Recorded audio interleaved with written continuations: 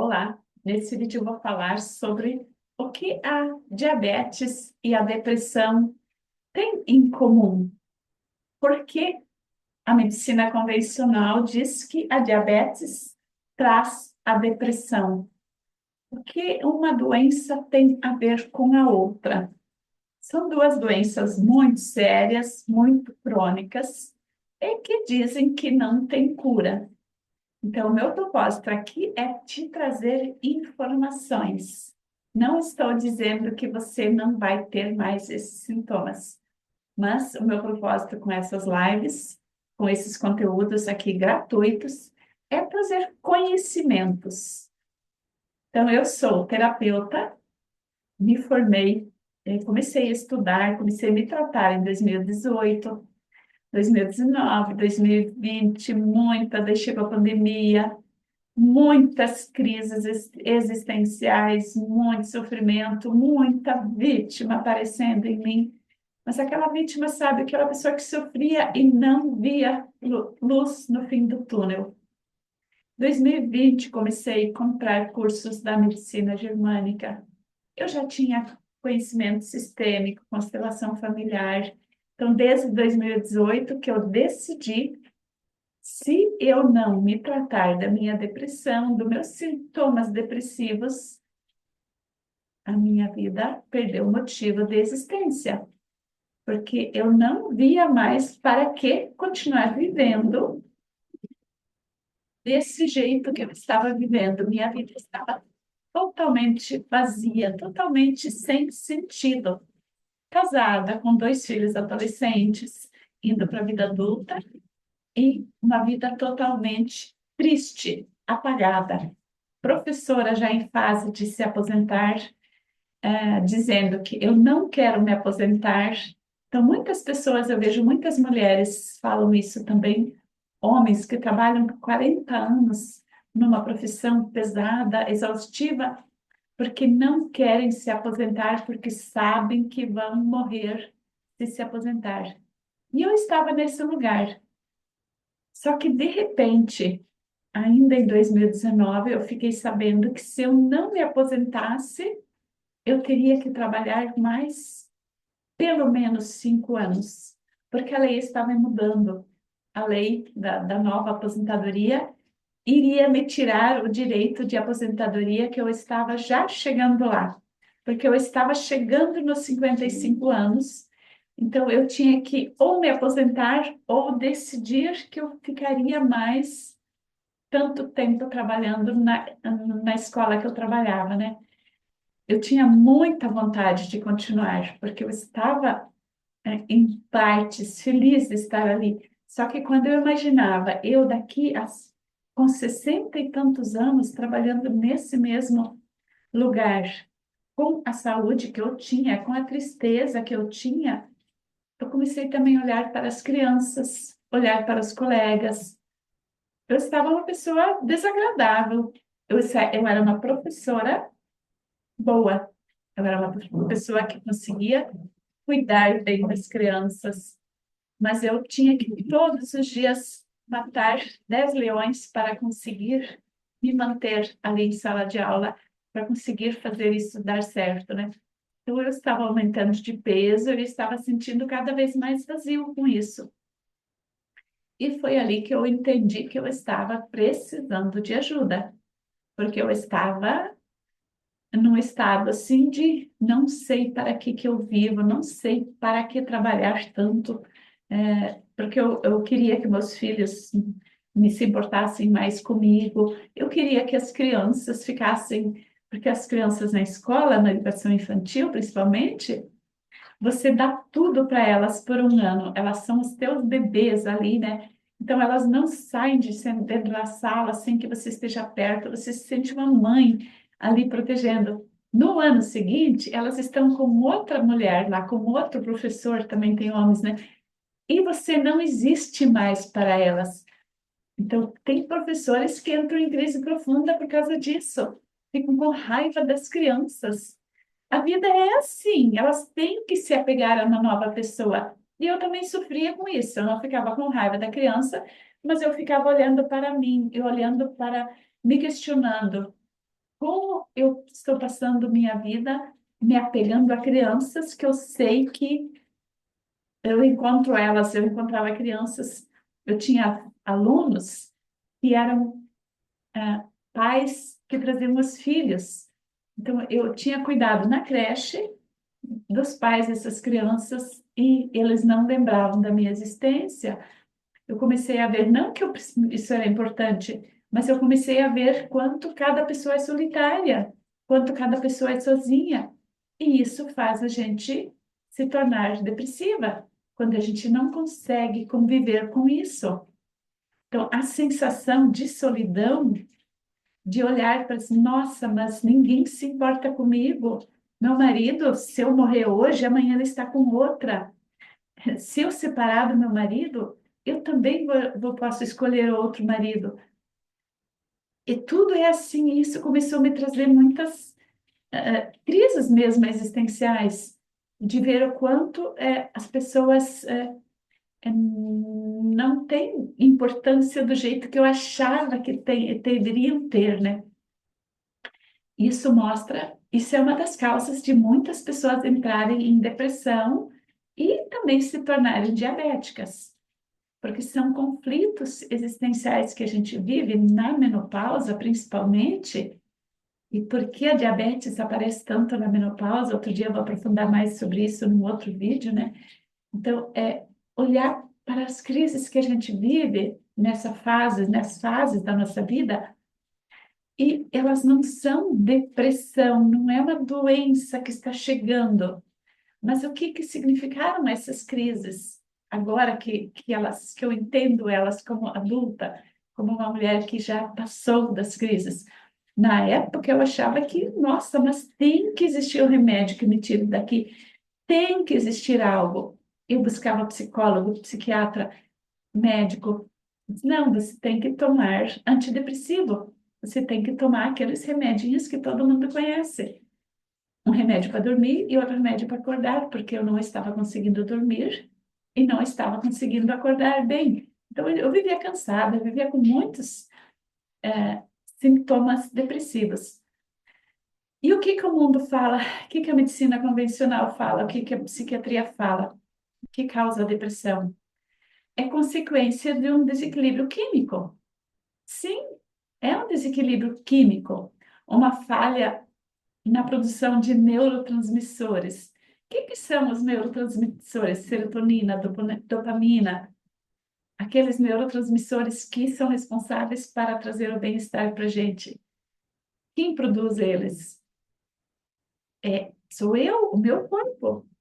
Agora, se eu estou com tantas crises existenciais, se eu estou com tanto vazio, estou me perdendo de mim mesma, não estou conseguindo me encontrar, o corpo não vai mais produzir esses neurotransmissores. Se eu não durmo bem, a dopamina, para o corpo produzir dopamina, precisa várias coisas. Eu preciso me sentir bem, eu preciso dormir bem, sem medicação. Eu preciso dormir uma noite com sono restaurador. Eu preciso acordar 5, 6 horas da manhã com disposição para meu corpo estar produzindo dopamina. Então, se eu estava naquele estado que eu estava depressiva, ansiosa o tempo todo, muita ansiedade, claro que meu corpo não vai mais produzir os hormônios do bem-estar. E por que isso traz a diabetes? Você já deve ter entendido por que o corpo traz diabetes junto com isso. Porque se eu estou totalmente perdida de mim mesma, se eu estou vivendo em sofrimento, se eu estou vivendo com muitas crises existenciais e eu não tiver forças para reagir, forças para me encontrar, é lógico que eu vou morrer, porque eu vou apagar igual uma vela. Igual uma vela que você coloca, você pega, tô aqui com meu copinho vazio, não tem uma vela aqui, né? Mas você acende uma vela e coloca um copo em cima, tranca o oxigênio dela. O que acontece com a vela? Em pouco tempo ela apaga. Então, o que que o corpo faz para nós não apagarmos? E a hipoglicemia é apagar. Mas por que o corpo traz hiperglicemia? Para oxigenar. O que que faz a hiperglicemia? Ela faz furos nesse copo. Ela faz o ar entrar. Então, a pessoa muito raivosa, uma pessoa que tem hiperforça, que tem hiperglicemia, ela tem força, ela fica braba, ela reage, ela briga, ela luta. E isso traz uma capacidade para o corpo de você reagir, de você agir diferente. Mas por que então a depressão e a diabetes são tão difíceis de curar? Porque eu pego esse copo, faço os furinhos aqui e continuo fazendo furinhos, e continuo fazendo furinhos, e continuo brigando com as coisas que não têm solução. Aí isso vira um vício. Eu fico triste, eu fico apagando. Hoje eu estou amortecida, então eu fico uma semana na caverna, eu fico ali sofrendo, tadinha de mim. Aí eu quero morrer, eu não tenho vontade de fazer nada. Eu me aposentei, não tenho força para reagir, então vou dormir até às 10 porque eu mereço descansar, porque eu preciso descansar. Mas eu não começo a movimentar o meu corpo, não começo a movimentar o meu cérebro diferente, né? Então, a primeira reação que eu comecei foi praticar ciclismo. Eu não sabia ainda que o ciclismo iria me tirar debaixo daquele copo que estava, dessa vida que estava me sufocando. Mas eu comecei a praticar ciclismo em 2018, 2019. Depois, na pandemia, todo mundo comprou bicicleta. A gente formou grupos de mulheres. A gente saía no grupo, nas BR, mais de 50 mulheres. Dali a 6 meses, cadê todo mundo vendendo bicicleta? E por isso que a doença não tem cura, porque todo mundo vai, a gente vai muito na onda. A gente quer se curar da depressão, a gente quer se curar da diabetes, mas a gente só vai conforme a onda leva. Quando a onda está favorável, a gente vai. Quando a onda vem um pouco contra, para a gente se fortalecer e adquirir musculatura, a gente vende a bicicleta. Então, nesse ciclo de ir na onda, a gente vai se afogar, porque a gente fica fraca das pernas. Por que que o diabético amputa as pernas? Porque não usa, porque não está fortalecida. As pernas representam nosso caminhar na vida, nosso movimento. Se a perna leva para o lado direito, eu ando para o lado direito. Se minhas pernas, meus pés me levam para o lado esquerdo, eu vou para o lado esquerdo. Então, a perna, os pés, eles representam o fluxo da vida, um eterno caminhar, caminhar para o mais, não caminhar para a morte. Então, a pessoa que amputa as pernas por causa da diabetes é porque ela está caminhando para a morte de fato. Ela não está vendo uma caminhada de evolução na vida dela. Ela só está ali brigando com a doença, só mantendo a doença, né? Então, isso é muito triste. Isso me assustou muitos anos. E hoje, quando eu fico sabendo de alguma amiga, algum amigo que amputou um pé, amputou uma perna e não aceitou a minha ajuda, isso me dói muito ainda. Porque eu queria muito que todo mundo soubesse que pode evitar isso. E por isso eu continuo fazendo o meu trabalho. Agora, se eu fico chorando por causa da pessoa que já perdeu a perna e paro de fazer o que eu preciso fazer, que é o que a maioria das pessoas fazem, muitos colegas que estudam medicina germânica fazem isso. Muitas pessoas que estudam terapias, estudam coisas novas, elas começam a ter medo diante do. Porque o mundo não segue aquilo que elas achavam que o mundo deveria seguir. Então, se a outra pessoa não aceita a minha ajuda, eu também, é porque aquilo não é bom. Não, é diferente.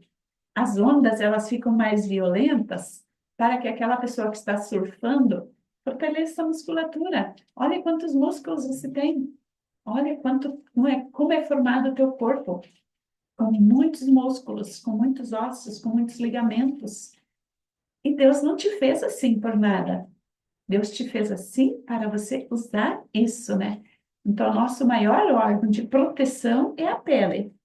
Nós temos a pele muito seca, nós diabéticos. Nós temos uma pele cheia de manchas, porque isso também tem um propósito biológico. Em outra live eu vou explicar sobre isso. Por que a nossa pele fica com tantas manchas? Por que a nossa pele, mesmo hidratando, fica seca? Tem causas emocionais ali. É muito importante manter essa pele feia para nossa sobrevivência, né? Então, o nosso corpo, ele produz todos esses sintomas. Ele produz a depressão, ele produz a glicose, aumento da glicemia, a hipoglicemia, para nos manter sobreviventes, para que você possa continuar evoluindo como espécie, né? Então, aquilo que você aprendeu a chamar de doença, de negativo, isso não é assim. Se nosso corpo fosse de fato assim como a gente aprendeu na nossa educação, o mundo já teria sido extinto. Olha quantos bilhões de anos existe o ser humano. Só da época de Cristo até hoje, quantas espécies vivas que foram extintas. E nós, seres humanos, tem muitos países já estão entrando em extinção. E por que a diabetes está aumentando tanto? Por que 2025 dizem que é o ano que vai ter mais suicídios por causa da depressão? Porque as pessoas não estão conseguindo ver a causa da depressão. Os médicos não estão conseguindo ver o que está de fato faltando na vida dessa pessoa, né?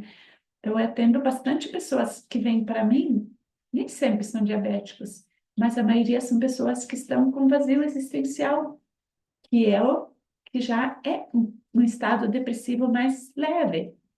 Porque a pessoa que está com estado depressivo mais grave, ela já não consegue mais reagir.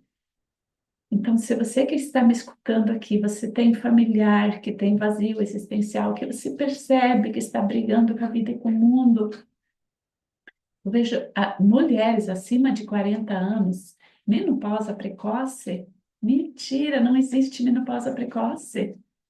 É sinal de desequilíbrio de algo do corpo. Tantas mentiras que a gente aprende e acredita, não existe. Doença autoimune, não existe. É o nosso corpo pedindo socorro. Então ela fica autoimune porque a pessoa não trata a causa. Então todo dia ela está revivendo o mesmo trauma, o mesmo motivo de estar com a doença, né? Então uma doença, a diabetes tipo 1, por que ela é chamada de doença autoimune? Porque a pessoa que tem diabetes tipo 1, eu também fui diagnosticada de diabetes tipo 1 pouco tempo atrás. Antes eu era diabetes tipo 2. Quando eu entendi quais os exames que diferenciam, fui pedir os exames que eu nunca tinha feito. Minha mãe morreu sem ter feito os exames para diferenciar diabetes tipo 1 e tipo 2. Tem exames específicos. E aí agora, recente, faz 2 anos que fui na médica. Eu não tenho mais diabetes, mas eu sempre faço o acompanhamento todo ano. Aí a médica era uma médica nova, mas um pouco mais evoluída, mais interessada. Ela me deu esses exames que eu fui pedir para ela. Ela disse: não, você seria diabética, você é diabética tipo 1 se você tiver aumento de glicose. Você não é diabética tipo 2 que começaria com a menopausa, né? Então, tem muita coisa que a gente não sabe sobre a gente. E os exames, eles são um norte, mas não é glicemia de jejum, glicada de 3 meses que vai te dizer isso. É pouco. Tem exames mais aprofundados, tem exames de outras ciências que são bem mais específicos, para você conhecer mais sobre tua fisiologia, sobre o teu corpo, né? Então, por exemplo, se você não sente bem-estar, se você está em eterna luta com muitas coisas, pode ser que você falte o hormônio da serotonina e da dopamina. Eu já tive que tomar. Então, tem coisas que a gente precisa repor de vez em quando. Só que a gente não pode se conformar com tomar remédio para sempre. Então, porque se eu tivesse que tomar dopamina a vida toda, eu me sentiria em bem-estar, mas o meu corpo não está vivendo em bem-estar, porque lá dentro eu continuo uma pessoa triste, uma pessoa que não está produzindo dopamina. Então, não é a sensação, o resultado do exame que importa, Mas como você se sente no dia a dia, né? Então, a diabetes e a depressão, elas andam de mãos dadas. Aqui você já deve ter entendido agora também quem chegou primeiro. Foi a diabetes ou foi a depressão? Não importa. Eu não sei quem chegou primeiro para mim. Hipoglicemia? Eu nunca fui diagnosticada, porque eu vejo o que acontece com a maioria das pessoas. Não, minha diabetes está 70, está 80, está ótimo. Eu sempre tive 70, 80. Nunca fui diagnosticada com hipoglicemia. Só que eu também nunca podia sair de casa sem levar um lanche. Eu saía sempre, sempre, ó, dentro da bolsa. Trouxe aqui para lembrar. Um chocolate dentro de uma sacolinha, dentro da bolsa, no meio das outras coisas. Porque eu sabia que eu poderia ficar com canseira, com fadiga. Eu estava fazendo, às vezes eu estava na fila do banco na hora do meio-dia, ou estava na escola, e ainda não estava na hora do almoço. Eu me sentia muito cansada, meu cérebro começava a ficar lento, eu começava a sentir vontade de ficar sentada e não fazer nada. Isso é um sintoma leve de hipoglicemia. Então, quando você cansa, você se alimentou. Tomei café, hoje fazem 3 horas e meia que eu comi a última vez. Então, não pode você ficar com canseira cada pouco, tomando bastante água. Então, tudo depende. Você precisa sim se alimentar de novo, mas uma pessoa diabética que é obrigada a comer cada 3 horas para manter a diabetes é um ciclo vicioso. Não vai trazer cura para o teu corpo nunca. Então, tem muita coisa que a gente aprende que faz a gente ficar na doença.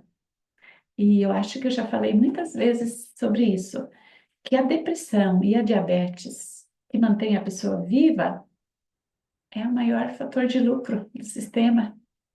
Imagina, minha mãe viveu 40 anos tomando medicação para diabetes, para o coração, fazendo exames. Minha mãe gastava 5.000 reais por mês, muitas vezes. 5.000 reais na época dela, 3, 4 salários mínimos. E eu me aposentei com um salário pequeno. Como eu vou sobreviver se eu tenho as mesmas doenças da minha mãe, os mesmos sintomas, já que mais minha mãe não tinha essas crises existenciais, pelo menos ela não falava sobre isso. E eu já me sentia a pior pessoa do mundo. Então eu sabia que com 5 salários mínimos eu não teria saúde. E como eu iria viver o futuro, né? Então isso me trazia muitos dilemas. E isso precisou que meu corpo produzisse mais glicemia, né? Então, se você tem sintomas depressivos, você tem aumento de glicemia de vez em quando, baixa de glicemia, não deixa agravar. Faça algo por você antes disso, né? E não adianta você dizer para sua mãe se tratar. Não, é você. Porque eu quis muito que minha mãe fosse fazer constelação familiar, que ela fosse se tratar com a medicina germânica, até que eu entendi que eu era igualzinha a ela, né? Então, nós sempre somos nas dores, nas doenças. A gente chega a uma idade que a gente fica cada vez mais parecida com a nossa mãe. E não é genético, não é o genes, mas é o nosso jeito de ser que é muito. A gente tem muito amor para nossa mãe. Então a gente fica com a mesma doença conforme os anos vão passando, né? Então, se você me escutou até aqui e você não deu sua curtida ainda, deixe sua curtida. Se você já é inscrito no meu canal, obrigada. E se você não é inscrita, faça a inscrição. E mais uma coisa, compartilhe esse vídeo com uma outra pessoa que você quer muito ajudar. Tem muitas pessoas que estão precisando de ajuda. 2025, como eu falei antes, é o ano da tristeza, da depressão, das crises. Olhe para fora da janela, olhe para o mundo. Quantas loucuras o mundo está vivendo. E isso causa muitas crises na gente. Não deixa a gente bem. Então a gente precisa de ajuda. Eu preciso de ajuda sempre. Estou sempre me tratando para conseguir continuar nessa jornada de evolução. Então, terapia é uma coisa assim que não tem como viver sem no mundo como é hoje. No tempo da minha mãe, tinha. Minha mãe viveu 87 anos sem doença, sem ficar sem doença, sem querer morrer tanto quanto eu quis, né? Por depressão. mas minha mãe não teve acesso a tudo que eu tenho hoje, né? E o mundo era diferente. O tempo da minha avó era diferente. Minha avó faleceu muito nova, com os mesmos sintomas que eu tinha quando eu comecei a me tratar, né? Então, quando eu nasci, a minha avó faleceu com sintomas depressivos, diabética e totalmente paralisada na cama, né? E não existia médicos, né? E hoje nós temos tantas possibilidades. Então, investir na gente, na nossa saúde, é algo assim que nós temos obrigação no mundo de hoje. É uma obrigação boa, porque ser obrigado a tomar remédios para sempre, isso é uma obrigação que nos leva para mais doenças. Agora, uma obrigação boa, a gente investir na nossa saúde, no nosso tratamento, na nossa melhoria, na melhora da nossa autoestima, da nossa autoimagem, de fazer nossa vida não paralisar, mesmo que você já passou dos 60, eu já passei, né? Então, não tem idade para a gente se reconstruir. Não tem. A gente tem muita crença, depois dos 50 não tem mais jeito, é só tomar remédio. O mundo quer que você acredite nisso, porque você dá lucro. Tá bom, minha amiga, meu amigo? Então, era isso. Até o próximo vídeo.